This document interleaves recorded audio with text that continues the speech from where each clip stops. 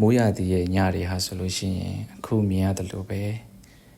မိုးမောင်လေးလဲကြာနေတယ်တခါတရံမိပြတ်တုံအချိန်နဲ့များကြုံပြီဆိုရင်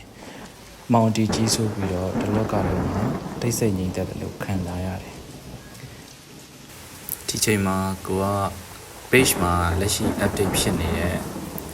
စုတ်တန်စည်ရင်းလေးတွေကိုတစ်ချက်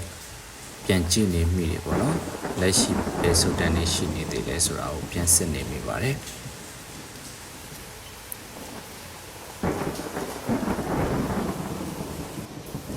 အဲ့ဒီအချိန်မှာပဲ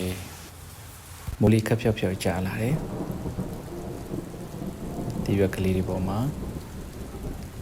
မိုးရေလေးတွေတွဲလဲခိုးလို့ပေါ့တခါတရံမိုးချင်းတယ်လေးတွေတော့ပါလာတတ်သေးတယ်အဲ့ဒီအချိန်မှာပဲခုရာသီတဘာဝနဲ့ကိုက်ညီနေတဲ့တချင်းစာသားလေးတစ်ချောင်းအာယုံနဲ့ပေါ်လာတာနဲ့ကောက်ပြီးတော့ဆိုလိုက်ပါတယ်မောင်ရဲ့ကြီးစုတဲ့ညရဲ့တို့နှစ်ယောက်ရဲ့ညမောင်ရန်တဲ့တိတ်စိတ်ချင်းကလွန်မှုလို့ငြိမ်သက်စေတို့ရဲ့မောင်ရဲ့ညတဲ့ Oh ဝီကြီးကငြိမ်သက်စေလေတန်ကိုကြားတယ်